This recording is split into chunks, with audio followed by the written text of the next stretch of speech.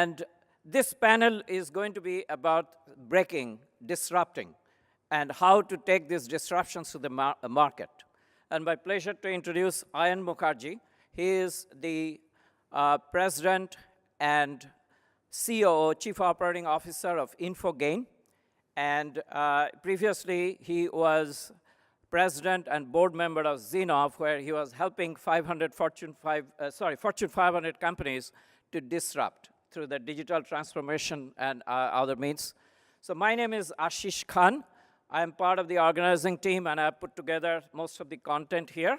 And my pleasure now to introduce Ayan, who will introduce the speakers. Ayan is from IIT Kharagpur, and he is going to now introduce the rest of the team. Thank you, Ayan. Thank you, Ashish. Hello. Can everybody hear me? So it's my pleasure to be here. Our topic today is going to market with disruptions. It's not about building disruptive products. It's not about innovation. But once you have a product, as you heard Umang say, technology is just a ticket to the game. So the first gentleman I introduce as a part of this exciting group of panelists that we have is Anurag. Anurag Bonder is the graduate of Washington University and several years of executive management experience with research and development teams responsible for establishing technology direction in the areas of artificial intelligence, machine learning, deep learning, big data analysis, etc. He is the IIT graduate of '87, and he has several data-related patents to his name. He was recently the vice president of the Innovation Garage at Johnson Controls, and now he is with Kindred AI. Welcome, Anurag, to the panel.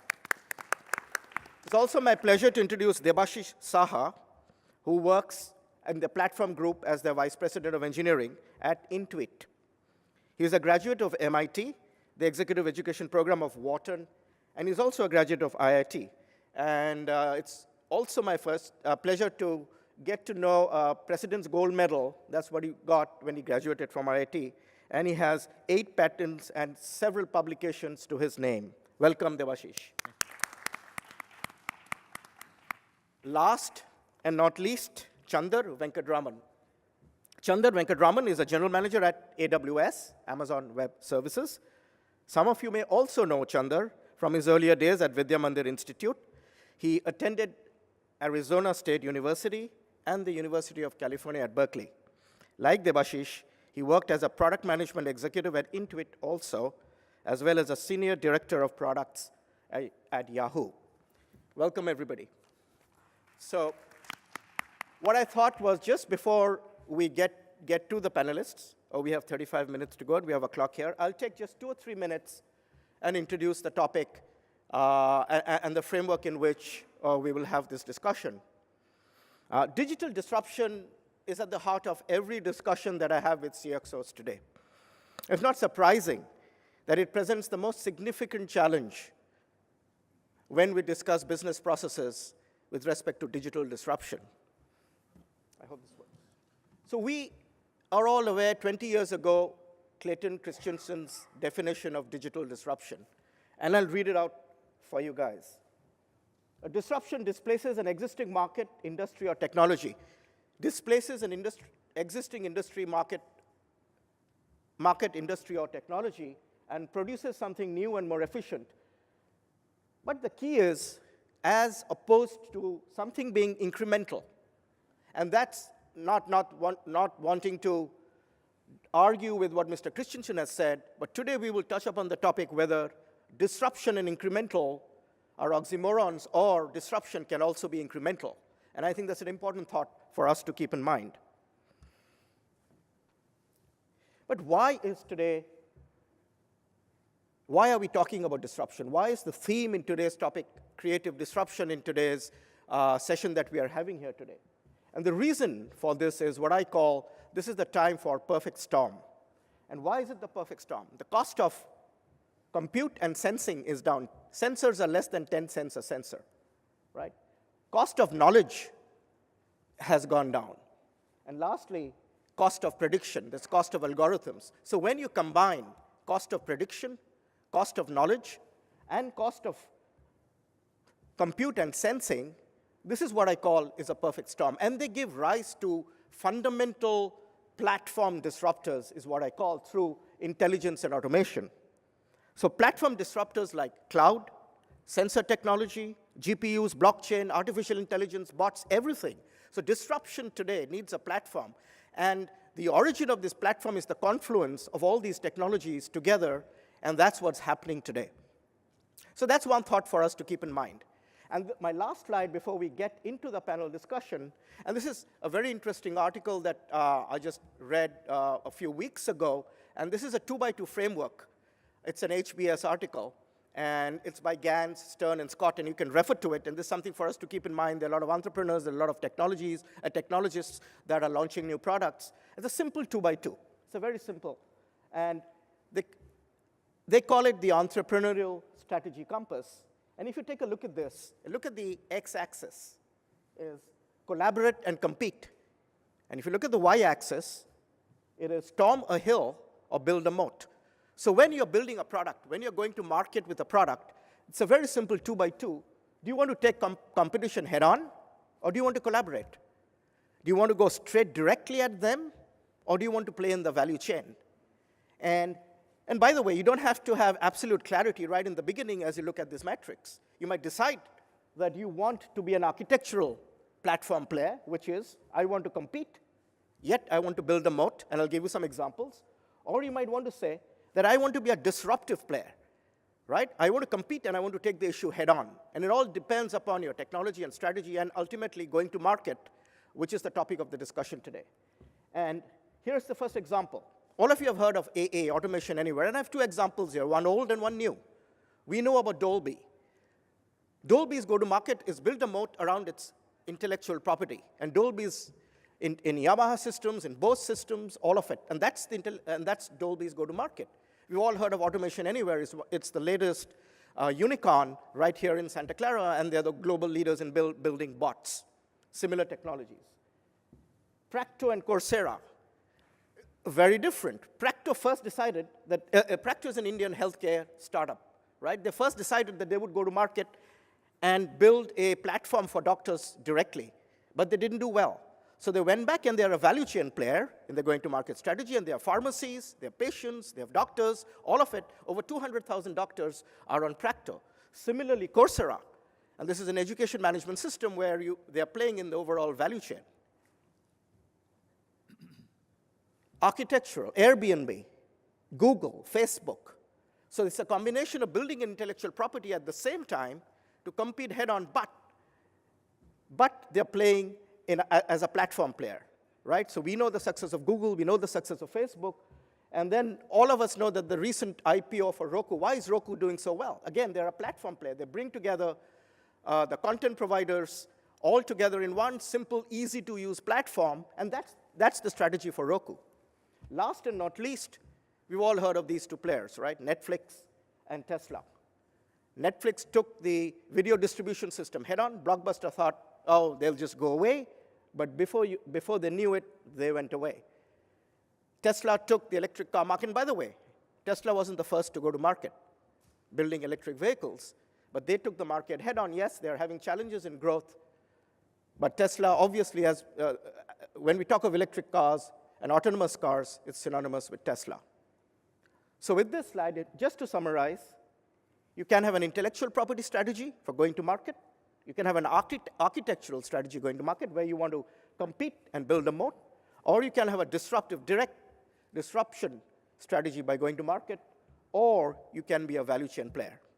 Okay, keeping that in the backdrop, I will move to the panel with the first question. And I'll probably go and sit down, or maybe I'll just continue standing here. Debashish, for you. Should you ignore your customers when introducing disruptive products or services? And the reason for this question is, we all know Red Bull, right, the health drink. Their customer test, the first test that they did, was absolutely a failure. All tests, all suggestions said Red Bull should never launch its product. But today, it's a resounding success. With that, Debashish, over to you. Sure, thanks. So I'll probably give you more of a personal thing before I go to the Red Bull thing, right? So I was at eBay for almost 10 years, built a lot of their platforms and infrastructure capabilities, a lot of the technology focus areas. then was at a startup for some time. And then I decided to join Intuit, for different reasons. And after I signed the, papers and everything, one of my friends told me about an article in Forbes about why is Intuit not dead yet. And I don't know about you, but when you join and you hear those stories, you start questioning, have you made the right choice or not? So I said, oh my God, I need to really figure out what's going on here. And then you start to, read between the lines or between the phases. Intuit's been a company which has disrupted itself for every decade. And when I joined, the first day, or maybe around the first month, Scott Cook, who was the founder, he had a day-long session around some training. And I found it a little bit loosey-goosey, but I said, maybe that is the essence of it. What is that fundamental essence that keeps disrupting, the company keeps disrupting and innovating itself? Scott Cook's, the Intuit's, there were many products. Two of the products probably that you know are TurboTax and maybe QuickBooks. It did not start like that. It was a product called Quicken, and which was a product to basically balance your checkbooks. I didn't balance my checkbooks ever. Many of you probably never have to do that because banks do it for you. But in those days, people used to balance their checkbook, and he observed his wife struggling, and he created the product. So in that training, I won't do justice today in the next 2 minutes, but really the essence of it is something that he teaches everywhere called customer-driven innovation, CDI. And there are three, follow with me a little bit like that. If you think of a Venn diagram with 3 circles, the first one is there a need for a customer? Is there something a problem that a customer needs? And the second one is this something that we can really do well? You can have a problem, but you cannot solve it, so it's not your forte. And the third Venn diagram in the bottom is this a viable technology or viable advantage for you? And when you say customer, is it the key or not? I think the magic sauce is in the intersection of all 3. There is a need for a customer, an unsolved, unmet problem. Then you have, a ability for your capability, your organization, or your skill sets in your maybe founding team, as if you're an entrepreneur, that you can solve it. And then it creates a viable moat, like you were mentioning, right? So the intersection of those 3 have really been the magic sauce for Intuit for over these years. And case in point, you'd think the tax market is like completely, saturated, right? Who would innovate on that product to disrupt that market? So last year, there was a product that got launched called TurboTax Live. And within 1 year, it had really a lot of adoption.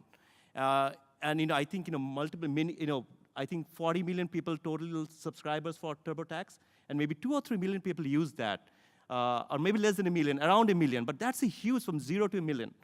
And the whole point is using the same principles of watching a customer, customer-driven innovation, is what is the core of how we innovated. And I feel that is the fundamental secret sauce that everybody should do. In a Red Bull example, maybe we were not looking at the right customer segment. Sure. If you solve for a customer who is really passionate, you can solve it well, then you scale out. I think that's the secret sauce. So you do believe that customer is at the center of, it is customer-driven innovation? Absolutely. It's either you are the customer or you're proxying for a customer, but you have to keep a customer in mind. You cannot think I'm smarter than the customer. Yeah. So I have a guess about Chandar, the Red Bull example is interesting because I suspect they may have done market research which may have led them to conclude their product wasn't the right fit. And that's the danger of doing market research and relying on that kind of an interaction with customers. And for you to be actually innovating, the right approach is actually spending a lot of time with the customers. My wife is sitting, and she's a market researcher. Okay.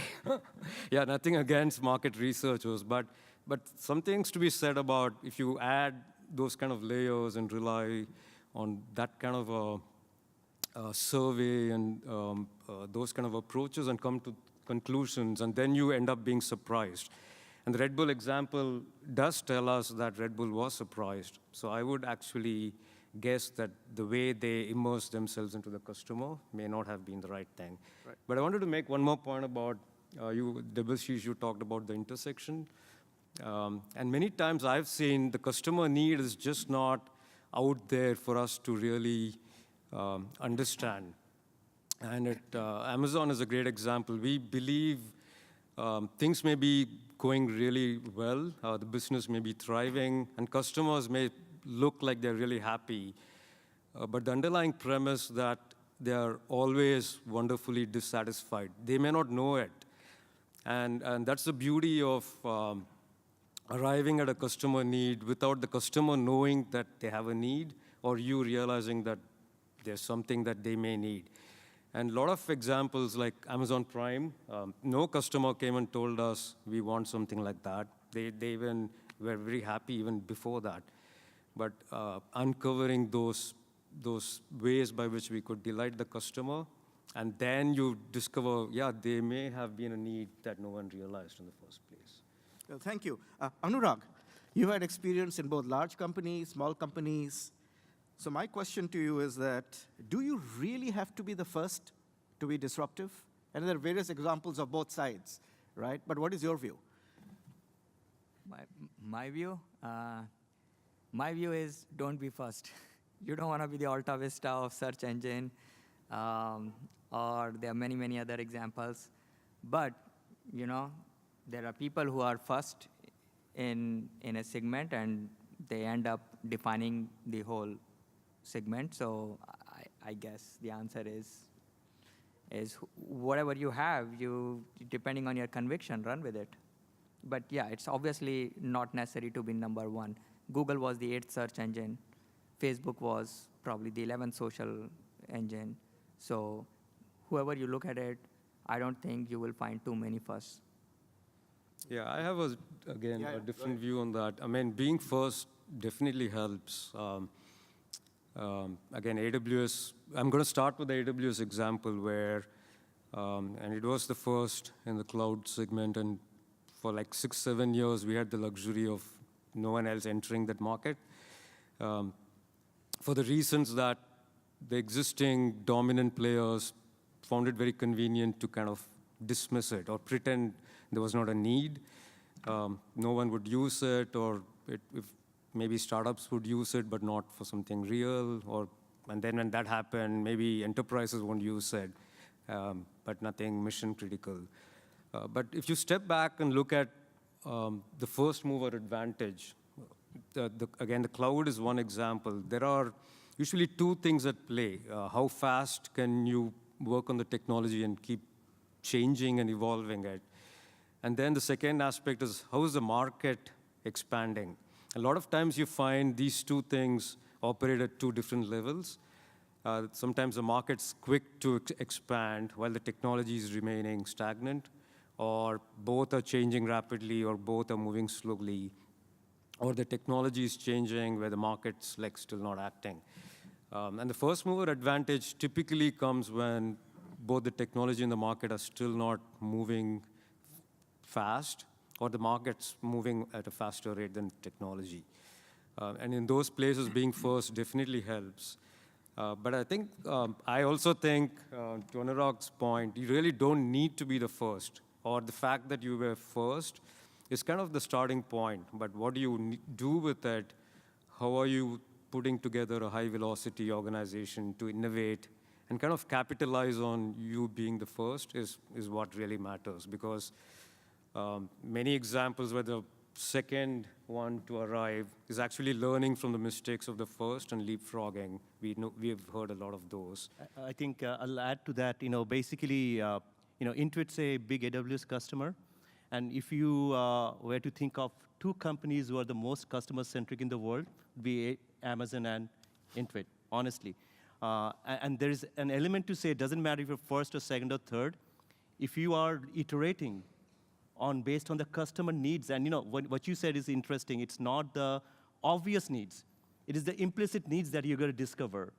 But I think the main problem probably is that a lot of people think, what if I'm not first? I'll miss the boat, right? I miss the time frame. There's a book from Thomas Friedland. It says, "Thank you for being late." He talks about a rapid acceleration of change. And 2007, not only a good year for Napa vintage wines, It was the change of velocity in many angles. And he shows there, the rate of change has accelerated so fast that human beings are not able to adapt fast enough.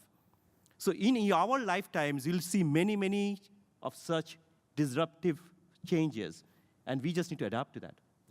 So how many of you remember WebVan? Hands up. Right. Can we get that chart back, my last chart, to the projector folks? Hello? Can we get the last chart? Yeah, thank you. So, and it's a great example of WebVan, and WebVan doesn't exist today. They were the first, almost 15 years ago, to bring up mobile grocery delivery. And they were at bottom right, the disruptor. So Stormer-Hill, take it, and it didn't work. There's another company which is not here with HBS covered. It's called Peapod, right? They understood from WebVan's failures that don't take the market head on. So they played in the value chain play. So they specifically, they got the groceries on in a specific segment. Peapod is doing extremely well today. So to your point, again, you learn, you take a certain strategy, you go to market, but then you change and evolve. And that's why I really like this matrix, is you might decide that I might take a different approach and rather be a value chain player as opposed to going directly. Thank you. Now, moving to the third question, which is, I started by saying incremental and disruptive. Can they exist together? They're great examples of incremental and disruptive. We all understand WhatsApp and Skype. And the reason I bring this up is, and you might have different points of opinion, is WhatsApp or Skype incremental? They're disruptors today, we know. Valuation is 22 billion, or do you call them disruptive? I call them incremental. 7 years ago, WhatsApp had 1 million users. They have 1.3 billion users today. And they completely disrupted the VoIP telecom industry. So my question to you today is, do you have to be disruptive, or can you be incremental? And any one of you can start. Well, so innovation could be either. We know that you really don't need to be disruptive. You could be doing sustaining or incremental innovation and still be successful. So who are you actually selling to might be the first place to ask. Are you wanting to sell more products to your most profitable segment today? Then, yeah, incremental really works in that situation. And incremental doesn't mean the innovations are not breakthrough, because if you're still selling to your existing segment, you could still have breakthrough innovations and have a good way of delighting your existing customers. But if you want to go after a new market or a low-end, underserved, of course, think disruptive. And many times as a startup, you have the luxury of starting one place and just sticking with it. But if many of you are from larger organizations, you may also wonder, how do I do both?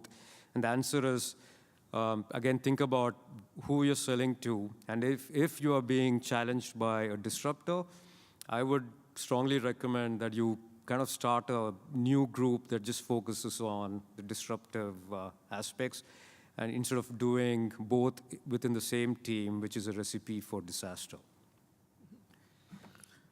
I'll just add, one of the words that I don't like is or. It creates a false choice. Is what, I'm sorry? Or. So, you asked iterative or this. I fundamentally believe the best word is and. And you got to do both of them at the same time. Or and, that's what I meant, or and. Or and, okay. So, everything starts at something, induction from 0 to 1 to 2. So there is a starting point. If you call that the core of, seed of disruption, then by definition, the next set of things are iteration.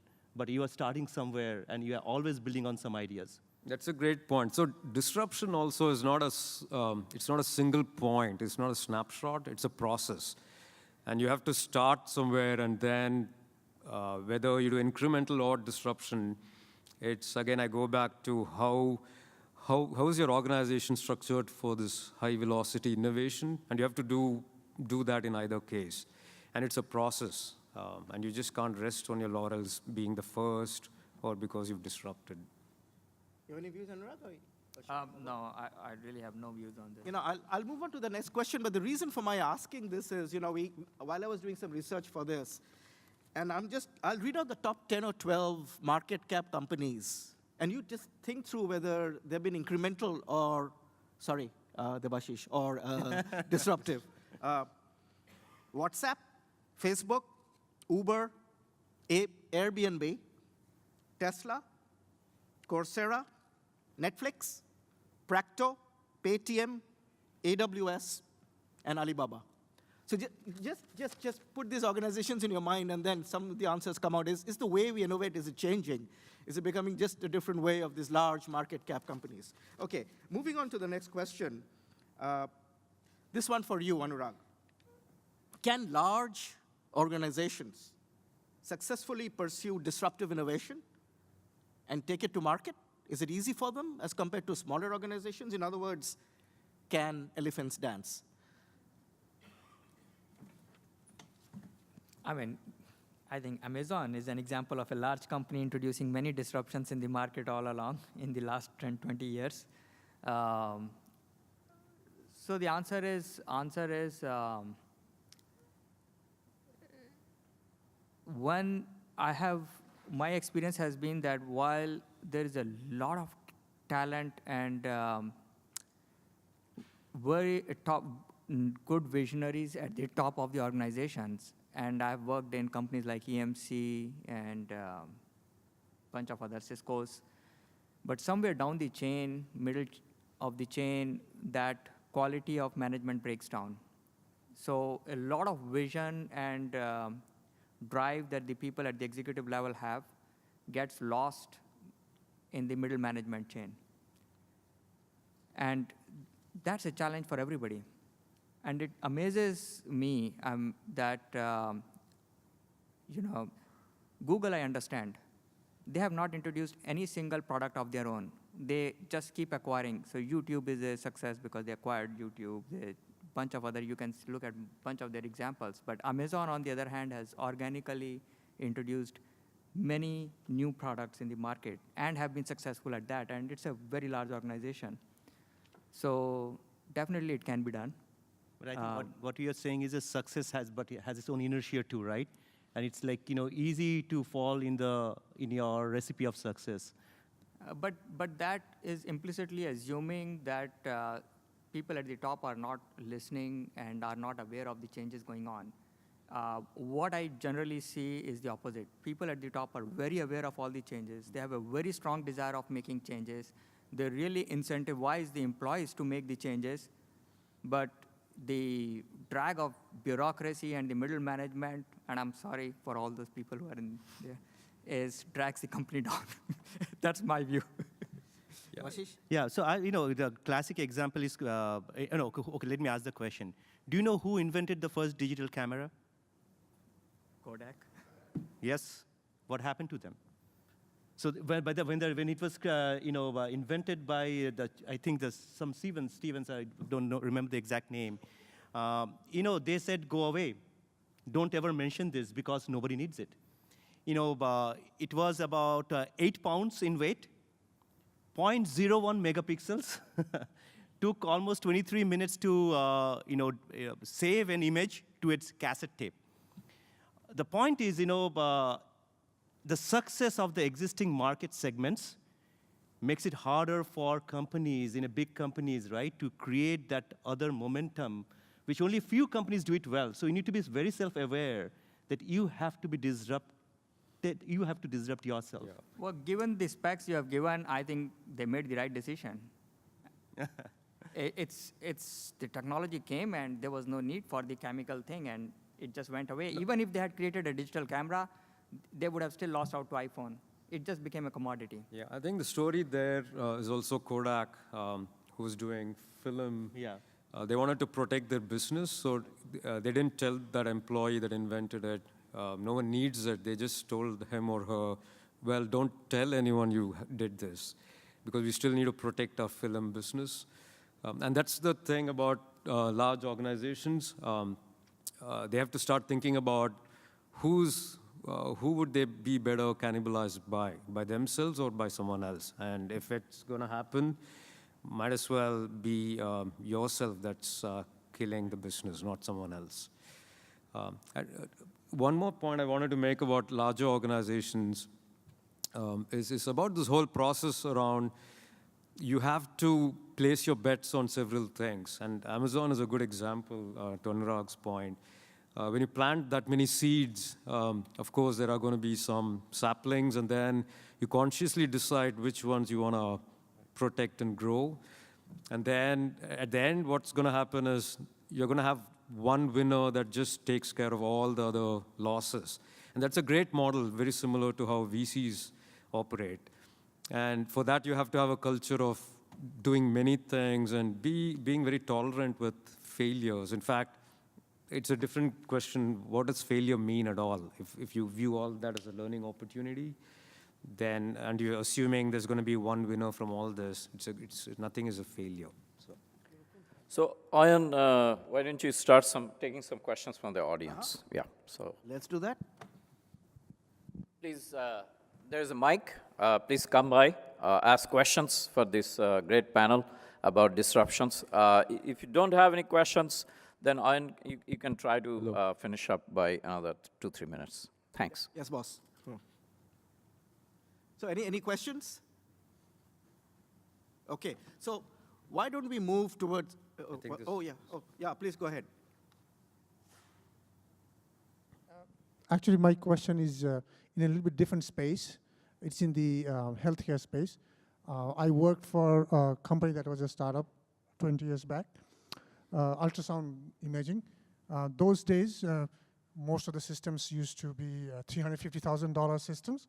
So this company made them at $40,000, $50,000, $60,000, portable, very small. But then talking to the customers, they said, oh yeah, this is like, we can't get anything better. I mean, you're doing fantastic. So we didn't get much of in terms of customer input. But then a few years back, another company has come with next generation, which they can sell at $5,000 or less than $10,000. So not always we get input from customers. How do you basically take these kind of scenarios into play? Yeah, all I will say is you get a lot of noise from customers. And it's really, I guess the obvious answer is yes, listen to customers, but the non-obvious answer is you have to really interpret what your customer is trying to tell you. And I guess somebody mentioned, I guess Debashish or somebody, the hidden pain of the customer, either you go after that, that's something they are not talking about. Something that they are talking about, you know for sure that they are talking about it to everybody, including your competitors and everybody. So you can listen to them. If you design your product around what customer is saying, you will be driven out of market very soon. Yeah, I'd say, listen is an interesting word. It's like feedback. You got to listen, but you choose what to do with it. It's a filter that you need to apply all the time. Absolutely. And filters have different kinds of filters, right? It's a timing filter, market filter, revenue filter, cost filter. But not listening is a sheer way of disaster. And then you listen, and what you do with it is something of your creativity, and how do you succeed? Yeah, and what you get from customers are insights. They're not going to tell you what to do or how to do it. You just look for insights, and it's up to you to process those insights into some products which could then be businesses, right? So we'll go very quickly through the last question, and if there's one message you want to leave for the audience from your experience so far, what would it be? Chandar, we can start from you, or anybody who's ready can go first, but otherwise we'll go Chandar, Anurag, and Debashish. Okay, so my message is whether you're in a startup or in a larger organization, it doesn't matter. Think about you as a leader in your organization. In what ways can you promote innovation within your organization? It's easier said than done, but there are some simple things like how are your teams set up so if, they can run faster and make decisions sooner, being empowered to run on their own, and then promoting a culture where a lot of different experimentations are just the norm and failures are just like every day, right? So you kind of celebrate failures as much as you do successes, because at the end of the day, being set up for this high velocity is what's going to differentiate you from the rest of the market. And that's what innovation is about. If it starts with how things are set up, I think. Celebrate failures as much as successes. Yep. Excellent. Anurag? So all I will say is that go-to-market is always tough, very tough, particularly if you are a startup company. Prepare from day one on how you are planning to go to market. Divide that go-to-market strategy into 50 questions or 100 questions, and you know that you're going to fail no matter what you do. Your first go-to-market is going to be a disaster unless you get extremely lucky, in which case you will go really big.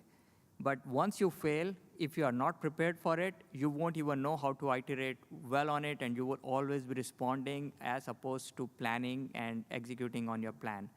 So pay a lot of attention to how you're going to go to market from day one, who your customers will be, and blah, blah, blah. Excellent. Debashish? Yeah, so my thing is, something that I'm trying to get better at, and we all as a technologist probably have a blind spot there. It's storytelling. Somebody said, and I'm going to ask you who said that, is the most powerful person in the world is a storyteller. Any one of you? Steve Jobs. Sorry. Steve Jobs. So if he tells you that, the most powerful man is a storyteller, there's something to it that we need to kind of, embody and say, and in my experience, disruption is just another name of storytelling. Thank you, Owen. Thank you very much Thank for you. Thank you, conducting. everybody. Excellent panel. Thank you, guys. We'd like